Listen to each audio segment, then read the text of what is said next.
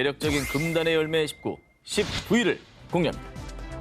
호주 비밀 금지 구역의 정체는 호주 앨리스 스프링스 남부의 황량한 사막지대 한가운데는 민간인 접근 불가, 사진 촬영 및 상공이 비행 금지 등 무려 50년 넘게 베일에 쌓여 있는 비밀 기지가 있는데요. 일명 호주의 51구역으로 불리는 파인 갭입니다. 파인갭? 저건 뭐지? 근데 저 짐 시설 자체가 뭔가를 되게 잘 지어놨네요. 근데 이제 미국 51구역이 공식적으로 비밀 군사 기지라고는 하는데 그 UFO 연구 기지라는 의혹을 받고 있잖아요. 그렇죠. 혹시 여기도 UFO 관련? 오, 촉이 좋으신데요? 아 그래요? 자, 1966년 레이더 기지로 설립된 파인 갭은요. 현재 미 중앙정보국과 국가안보국, 호주 정보기관이 공동으로 운영. 공식적으로는 미국과 호주의 안보를 위해 무기 통제 및 군축 협정 이행을 감시하는 군사 기지인데요. 그런데 말입니다. 이곳은요. 워낙 초특급 비밀 기지인데다 베일에 쌓여 있어 여러 가지 소문이 무성. 그동안 여러 언론사, 민간단체 등의 파인갭 취재 요청이 줄을 이었는데요. 하지만 파인갭은 모든 방문을 거부. 게다가 파인갭 근처를 어슬렁거리거나 사진을 찍으려고 한 사람들은 현장에서 전원 체포당했고요. 체포? 심지어 1997년에는 호주 정부가 호주 국방성에 파인갭을 공개하라는 명령을 내렸지만요. 호주 국방성은 그 명령을 거부했습니다. 어머, 정부의 명령도 거부했대요. 그걸 거부할 수가 있는 거예요? 정부기관이? 와 대박이다. 뭐야? 그리고 이 파인갭의 정체성 논란에 불을 지핀 사건이 있었습니다.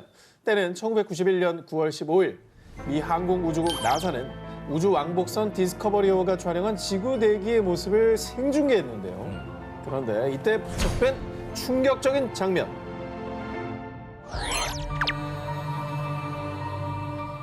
뭐야, 방향이 확 바뀌었는데? 어디 갔어?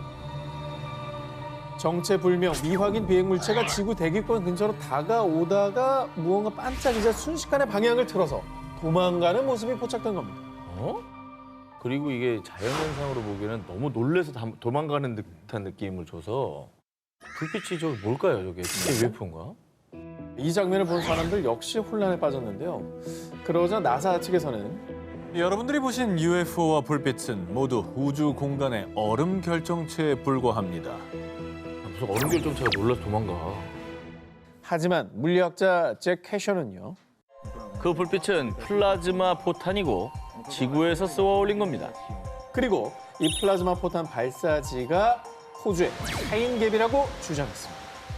사실 이 장면이 포착되기 이전부터 파인갭 인근에서 미확인 비행 물체가 수백 차례 목격. 심지어 파인갭 인근에 살고 있던 가축들이 정체불명의 날카로운 물체에 베어 배사하는데 원인 모를 이상 현상들이 나타났습니다.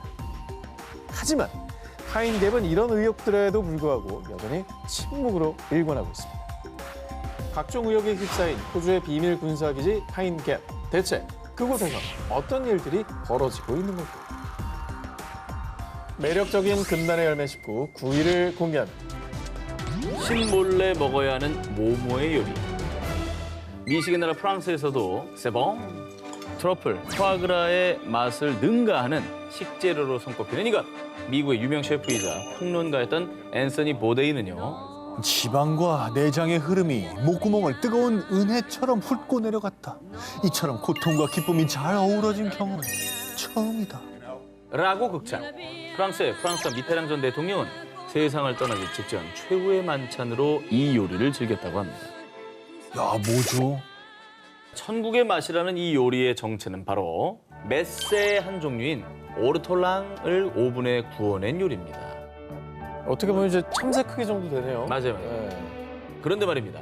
오르톨랑 요리의 또 다른 이름은 바로 악마의 요리인데요. 그 이유는 맛의 쾌락을 위한 아주 특이한 조리법 때문입니다. 어두운 세상에 가두고는 먹이를 끊임없이 먹게 해 움직일 수 없게 만든 뒤에요. 산채로 브랜디에 담근 뒤 뜨거운 오븐에 구워내는 겁니다.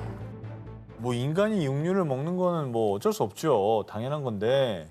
근데 그 그냥- 조리 과정이라는 게 그럼요. 조금 더 클린할 필요는 있어요. 그 도축 과정도 그냥 깔끔하게 딱 잡으면 되지. 저게 뭔 짓이에요, 저게. 자, 그래서 이제 조리법만큼이나 오르톨랑을 먹는 모습도 특이한데요. 자, 이거 보십시오. 이건 또 뭐예요, 이게? 이게 악마니까 좀 부끄러워하는 건가? 내가 이걸 먹는 거를 남에게 보여주고 싶진 않다. 뭐 이건가요? 그래, 나 미안해 이거 좀 먹을게 약간 이런 죄의식? 그렇습니다. 오르톨랑 요리는 먹을 때 머리에 천을 두르고 먹는 게 전통인데요. 그 이유는 신에게 자신이 방탕한 탐닉에 빠져 있다는 걸 들키지 않도록 하기 위한 것이라고 전해지고 있습니다. 자기들도 뭔가 잘못된 걸 알았나 보죠. 저거 하나 뒤집어 썼다고 신이 못 보나. 오르톨랑이 신에게조차 비밀로 하고 싶은 천상의 맛으로 알려지자 무자비한 불법 밀렵이 성행. 어머. 결국 오르톨랑은 멸종 위기에 처하게 됐습니다. 그럼에도 불구하고 이 금지된 천상의 맛을 느끼려는 사람들로 인해 불법 거래가 이루어져 왔고요. 심지어 2014년 오르톨랑 요리를 허용해달라는 복원운동이 펼쳐지기도 했는데요. 그러나 2017년 프랑스 정부는 오르톨랑 불법 밀렵에 대해 강력히 단속하겠다고 밝혔습니다.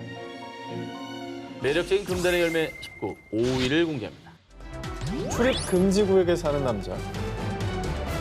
우크라이나 수도 키예프시의 북쪽에는 사람들의 출입을 엄격히 통제, 사람이 살지 않은 유령 도시가 있는데요. 바로 1986년 당시 인류 역사상 최악의 원전 사고가 발생한 체르노빌입니다. 수많은 희생자가 발생한 체르노빌 원전 사고 이후 방사능 폐기물을 묻은 발전소 반경 30km 이내에는 출입 금지 구역으로 지정됐고요. 사고로 인해 삶의 터전을 떠나야 했던 체르노빌 주민 10만여 명은 35년이 지난 지금도 여전히 고향으로 돌아가지 못하고 있습니다. 너무 끔찍한 인재였고 죄 없는 주민들, 정말 주민들은 아무런 죄가 없거든요. 피폭 그냥 당했죠. 아직까지도 후유증으로 고통을 받고 있다고 하니까 너무나 안타까운 사고인 것 같아요.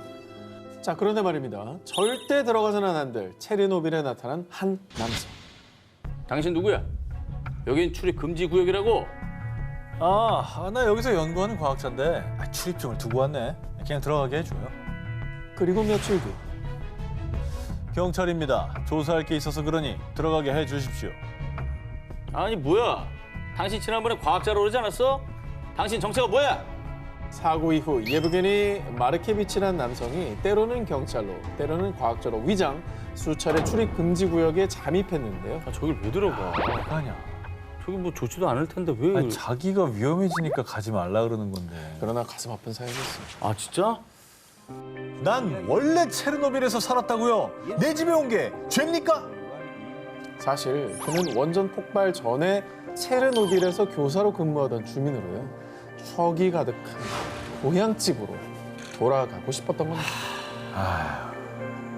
그 마음은 너무나 이해하지만은 피폭 가능성이 있고요. 아직은 너무나 위험한 곳입니다.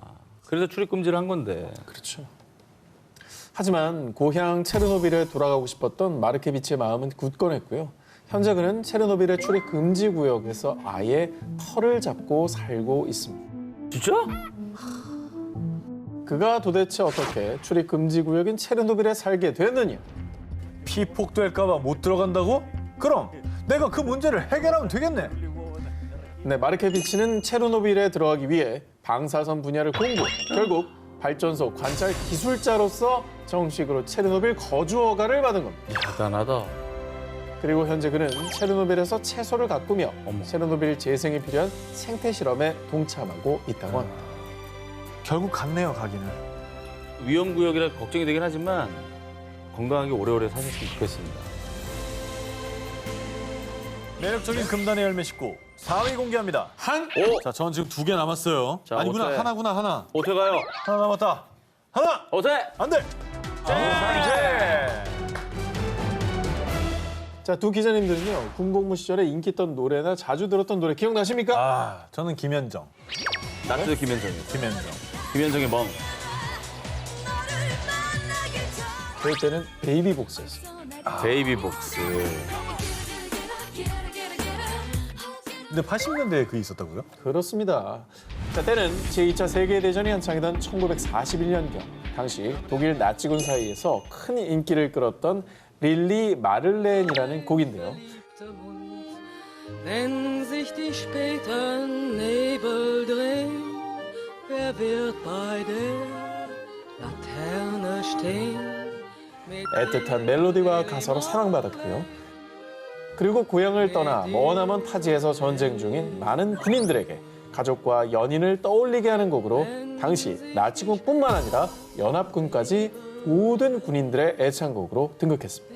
뭔가 되게 나긋나긋하다. 요즘에 이제 나른나른하고. 군인들이 좋아하는 노래 느낌은 아니네요. 되게 나긋나긋하고 좀 뭔가 뭉클하고. 그러니까 저 때는 진짜 전쟁 중이었기 때문에 더 그랬을 것 같긴 해요. 가족들이 얼마나 보고 싶겠어요. 저 노래로 하루하루 버텼을 것 같아요. 자, 그런데 군 생활 중 힘이 되어준 노래를 누군가 금지한다면 안 돼, 안 되지. 안 돼. 노래가 그건 다야. 안 되지. 군대는 노래가 다예요. 생각만 해도 이 끔찍한 일이 나치군에게 벌어졌습니다. 자, 히틀러의 오른팔이자 나치의 선전장관인 요세프 괴벨스가 군인들의 1등 위로곡이자 애창곡이었던 릴리 마를렌을 금지시킨 겁니다. 야, 왜? 자, 그 이유는요. 당시 연합군은 고향을 향한 향수를 자극하는 릴리 마를렌을 전투에 활용. 나치군과 전투 시 이 노래를 틀었는데, 그런데 전투 중 릴리 마를렌이 나오면 군인들이 싸움을 멈추거나 고향을 그리워하며 울적해하는 바람에 저 노래 때문에 군의 사기가 말이 아니란 말이야. 당장 금지시켜! 미치겠다. 아니 근데 저렇게 금지시키는 사령관의 마음도 이해는 되네요. 괴벨스를 이해한다고요? 한적수 나밍아웃 빨리 기사내요. 자, 그런데 말입니다. 그의 말이라면 무조건 따라야 하는 나치군 권력자 괴벨스의 명령이었지만 그럼에도 불구하고 매일같이 라디오에 음악을 틀어달라는 군인들의 편지가 쇄도했을 뿐 아니라 전쟁 중 유일한 낙인데 왜 안 틀어주는 거야? 군인들의 항의가 빗발쳤고요. 결국 괴벨스도 마지못해 금지령을 해제할 수밖에 없었다고 하는데요. 야, 그 무서운 괴벨스도 진짜 불복을 했네. 어마어마하네. 금지령도 막지 못한 군인들의 애창곡 릴리 마를렌. 전쟁에 지친 군인들의 힐링곡으로 현재는 평화를 상징하는 곡으로 사랑받고 있습니다. wenn sich die später 매력적인 금단의 열매 19, 18위 공개합니다.